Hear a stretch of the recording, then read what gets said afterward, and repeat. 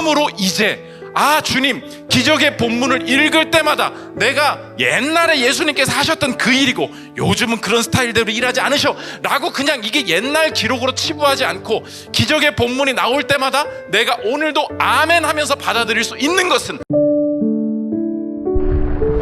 구원의 말씀.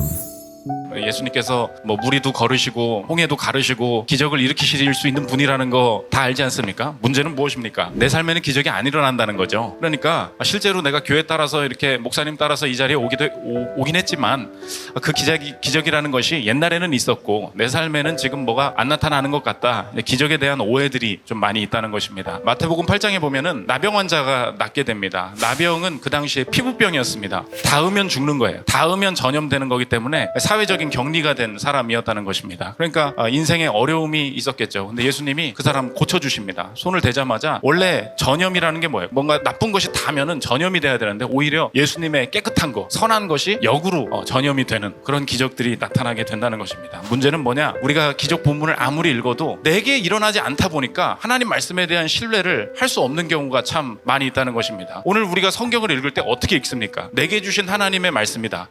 내게 주신 말씀인 걸 알아요. 근데 아무리 읽어도 저 사람은 나병이 나았단 말이에요. 근데 나는 안 나았어. 그러면 이걸 나보고 읽으래. 이걸 말씀으로 받아들이래. 그럼 뭐예요? 옛날에 이런 말이 있었다는 거를 알으란 얘기냐? 아니에요. 하나님의 말씀이 오늘 이 말씀을 통해 내게도 임할 것을 믿는 마음으로 우리가 이 말씀을 보지 않습니까? 그러니까 내가 열심히 믿어요. 그래, 이 말씀이 내게도 임하기를 원합니다. 내게 아멘 하면서 받아들이기를 원하는데 이 나병 환자는 분명히 나았지만 나는 낫지 않는 이 상황을 도대체 어떻게 해석을 할 거냐? 이게 신앙생활을 할 때 가장 중요한, 기적을 해석하는 가장 중요한 핵심 문제가 된다는 것입니다. 그 변증가 중에 C.S. 루이스라고 있죠. 루이스가 피고석의 하나님이라는 책에서 자기도 기적에 대해서 많이 고민을 했나 봐요. 그런데 가장 크게 자기가 이해하고 설명하는 방식이 있었는데 한번 잘 들어보십시오. 기적이라는 게 뭐예요? 설명이 안 되는 게 기적이죠. 그런데 기적을 설명하는 것과 똑같은 방식으로 내 인생에 벌어지는 일을 설명하는 방식이 기적이랑 아주 똑같다는 것입니다. 한번 생각해 보십시오. 어린애가 물어봅니다. 이 물통을 떨어뜨려요.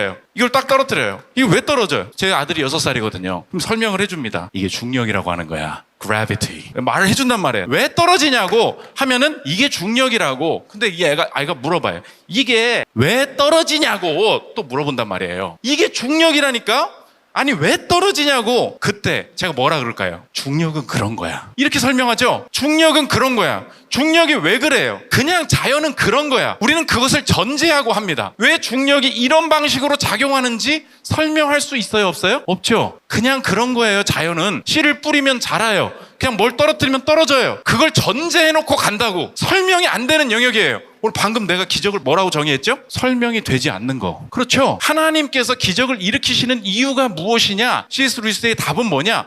우리의 인생에 하나님이 써놓으신 큰 글씨가 안 보인다는 거예요. 하나님이 곳곳에서 이거 내가 한 거야. 큰 글씨로 하나님께서 써놓으셨는데 이 큰 글씨가 보이지를 않아요. 이게 하나님이 하신 일이라는 거를 내가 이해를 못해요. 인정하지 못해요. 그러다 보니까 이 모든 것을 내가 한 거야 라고 하나님께서 확신을 주시기 위해서 우리에게 가시적으로 작은 글씨로 이건 보이니? 라고 보여주신 게 있는데 그게 뭐냐? 그게 기적이라는 것입니다. 기적이 뭐예요? 설명할 수 없는 거. 그런데 중력도 어때요? 설명할 수 없어요. 자연 법칙도 설명할 수 없다. 그 두 개가 똑같다는 것입니다. 그래서 C.S. 루이스가 이렇게 설명을 합니다. 이제 이해가 될 텐데 이어서 들어보십시오. 우리 주님의 기적들과 자연의 일반적 질서가 본질적으로 닮았다는 지적이 참으로 옳음을 깨닫게 해줍니다. 둘 다 지성이 설명할 수 없는 영역입니다. 기적이 그냥 받아들여야 하는 것, 그 자체를 설명하지 않고 그냥 존재하는 결정적인 현실이라면 우주는 하나의 거대한 기적입니다. 이해가 되시죠? 하나님께서 기적을 왜 일으키셔요? 우리가 큰 글씨로 하나님께서 써놓으신 게 전혀 보이지 않는다고. 그래서 하나님께서 우리 인생의 작은 글씨로 이거 내가 한 거야. 그러면 우와 대박, 이걸 보는 게 아니에요. 이 일을 통해서 뭘 보는 거예요? 내 인생에 하나님께서 행하시는 모든 일들이 하나님이 행하시는 일이다.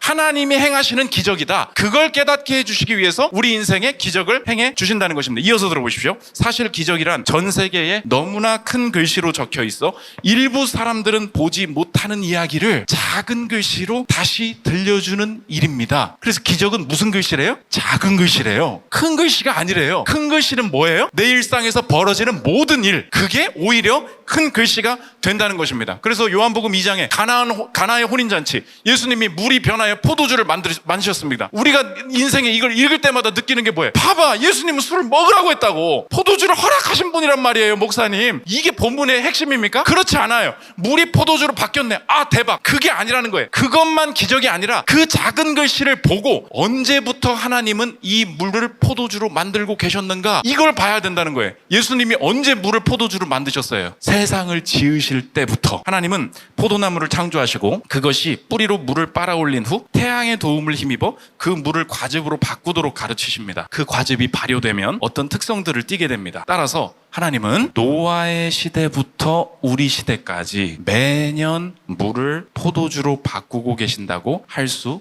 있습니다. 그리스도께서 하나님이시라는 확신을 심어주는데 그친다면 가나의 기적은 제구실을 절반밖에 못한 것입니다. 우리가 포도원을 보거나 포도주 한 잔을 마실 때마다 그 자리에서도 가나의 혼인잔치에 앉으셨던 분이 일하고 계심을 기억하게 된다면 가나의 기적은 비로소 제 몫을 다한 셈이 될 것입니다. 기적은 뭐예요? 작은 글씨예요. 진짜 큰 글씨는 뭐예요? 내 일상에서 하나님께서 일으키시는, 행하시는, 인도하시는 모든 일이 지금까지는 우연이고 내 노력이고 그냥 끌려가다 보니까 이렇게 벌어진 건 줄 알았는데 이 모든 여정도 하나님께서 행하시는 일이다. 그 눈을 열어주시기를 원하셨다는 것입니다. 오늘 이 시간에 우리가 떠나기 전에 하나님께서 내 영의 눈을 열어주셔서 특별한 일 벌어지지 않으면 하나님께서 내 인생에 전혀 아무것도 행하시지 않는 거야. 오늘도 기대하고 왔는데 뭐 벌어진 일이 아무것도 없어. 내 마음에 변화된 것도 없어. 괜히 왔어. 그냥 찬양만 부르다가 가면 되는 건가? 우리 인생이 기대하고 있었던 게 뭐예요? 기적은 특별한 일이다. 그것만 그게 일어나야만 내 인생이 바뀔 수 있다. 하나님께서 눈 열어주시는 게 뭐예요? 너 그거 작은 글씨도 이제 못 읽고 있지? 작은 글씨 보면서 보여주시길 원하는 게 뭐예요? 큰 글씨예요. 하나님께서 지금까지 내 인생에 행해 오셨던 모든 일이 하나님이 행하신 일이었군요. 이것이 저와 여러분의 고백이 되기를 축원합니다. 이제 내 인생에, 그럼 오늘 마태복음 8장에 병든 사람이 나왔어요. 병이 났는데 여러분 생각해 보십시오. 옛날 얘기죠, 목사님. 요즘 병 어디서 났습니까? 병원 가야 낫죠. 의사가 나를 고쳐주는 거죠. 의사들의 고백이 뭐냐? 의사가 병 고치는 게 아니라는 거예요. 하나님께서는 언제부터 내 병을 고치고 계셨냐? 마지막 얘기입니다. 이어서 들어보십시오. 우리는 편의상 의사나 약이 상처를 치유한다고 말하지만 어떤 의미에서 모든 상처는 스스로 치유합니다. 시체에는 어떤 약을 발라도 살이 자라나거나 상처가 낫지 않습니다. 어떤 신비한 힘이 회복의 원인입니다. 치유되는 이들은 모두 내면의 치유자이신 그분의 도움을 받는 것입니다. 그러나 한 번은 그분이 이런 일을 가시적으로 행하셨습니다. 사람이 되어 사람들을 만나시면서 말입니다. 그렇다면 하나님께서 기적적으로 어떤 사람을 고치시는 거, 그거 기적이죠. 그런데 하나님은 그걸 뭐라고 하시냐? 작은 글씨라는 거예요. 이 작은 글씨를 통해서 하나님께서 원하시는 것은 무엇이냐? 너의 눈을 열어서 너의 인생의 모든 영역이 하나님께서 큰 글씨, 모든 행하시는 것이 하나님의 일이다. 여러분 적용해 보겠습니다. 여러분의 인생에 지금 하나님께서 가끔 기적을 일으켜 주셨던 그거 있죠? 진짜 힘들게 대학 갔죠? 어쩌다가 그 직장 잡았죠? 어쩌다가 아무튼 여기까지 왔죠? 고비고비마다 우리의 인생의 질병과 가난과 여러 가지 어려움 속에 우리의 인생에 은혜 주셨던 그 기적의 체험들이 내 인생에 한두 개씩 있습니다. 문제는 뭐예요? 오늘 이 시간 바라는 게 무엇입니까? One more time.